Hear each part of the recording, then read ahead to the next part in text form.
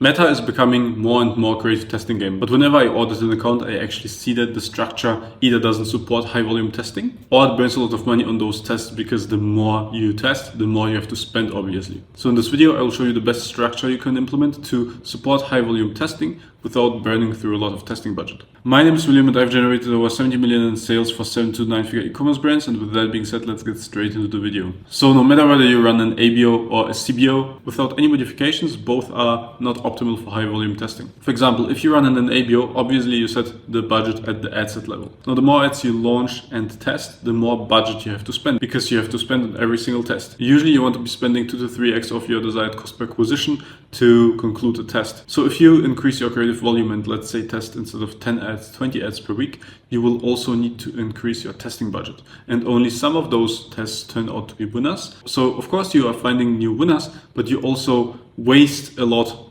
of testing budget and spend on losing ads more than ever. That's why some people say, okay, let's go for the CBO because this only spends on winning concepts. Now in theory, that sounds great. But in general, you should have enough budget to support all the tests. Because if you're running a CBO and you're launching, let's say 10 or 20 ad sets every single week into that CBO, there's a lot of variables and a lot of ad sets that the CBO can spend on. And as long as your budget is high enough, it might spend and properly test them. But in some cases, when your daily budget is not high enough, you will see that it spreads too thin or maybe doesn't even test any ads at all and leaves the ad spend at $0. So generally speaking, even though the CBO is extremely smart and generally tends to only spend on winning ads and really cut off spend on losing ads after just some early engagement and not much ad spend dedicated to it, and even though that tends to improve the performance, and by the way, that's why most advertisers prefer the CBO nowadays and why Meta pushes for it, even though we have all of those advantages, again, if your daily budget is not high enough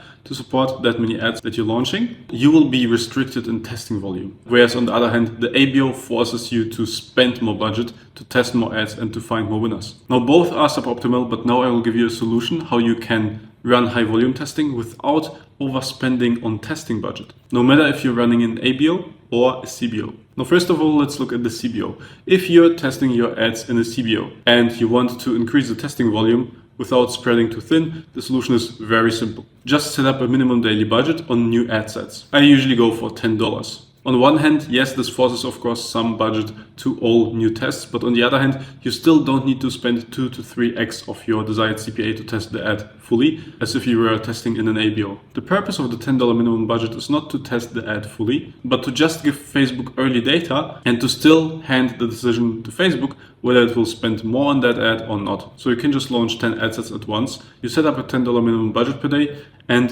then you just let it run for 3 to 5 days. You will see that some of the ad sets that are actually performing well will absorb more budget, others will stay at the minimum budget and only spend $10 a day. And after 3 to 5 days, you can cut those that are spending only the minimum budget. Because they had the chance to spend more, they didn't, so we assume those are losers. It is very similar to the one campaign CBO testing and scaling strategy, but it makes sure that every ad at least gets the chance to spend more. And that Facebook doesn't decide, okay, this ad, we don't spend on it at all because we have way too many ad sets and it just makes more sense to focus on the winning ads. Now, if you're running an ABO, you have two options. A, you can either switch it to a CBO and then just run this strategy because it's very simple and straightforward. Or B, you can use bid caps. Generally speaking, for smaller brands that spend less than 1 or 2K per day, I would recommend just switching to the CBO because the algorithm makes better decisions than you usually anyway, and then everything is just hands off if you implement the minimum daily budget. But if you have a high spending campaign, let's say 10, 20,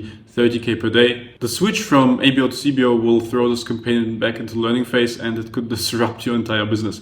So this is why I would rather recommend using bid caps, also because it's more advanced, but if you're spending that much, you're probably more advanced. So with bid caps, you can still set up your tests in an ABO, you still give it the usual budget, but you tell Facebook, you only should spend if you can actually achieve my desired CPA. Usually Facebook is even more conservative with bid caps than it has to be. So if you're doing the switch to bid cap testing to support high volume testing, I recommend setting the bid $10 to $20 above your actual CPA target. The reason for that is that if you set it too tight, you might see good performance, you might see good ROAS, but then you fall into the common trap of bid caps, which is forcing Facebook to spend only on an audience that is converting with a super low CPA. And what is that audience? That's of course the bottom of funnel audience. So you force it to retarget instead of building your funnel. And at some point, everything crashes and nothing will spend anymore. This is why the strategy is a bit more advanced. If you want a detailed breakdown whether you should use highest volume or bid caps,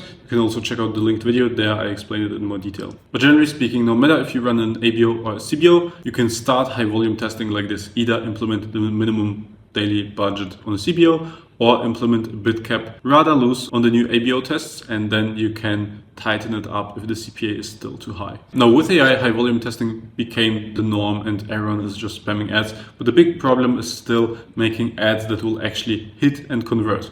Even though AI speeds up execution, you won't scale with just many ads and just gambling. You need a clear, defined creative strategy. You need to be able to predict what will resonate with your customers based on data and analysis. Now, if you want someone to come in and build the strategy for you and build high converting creatives, click the first link in the description. This is exactly what I do for a portfolio of e-commerce brands, alongside with ads management, funnel strategy, and the whole brand strategy. Keep scaling. Bye.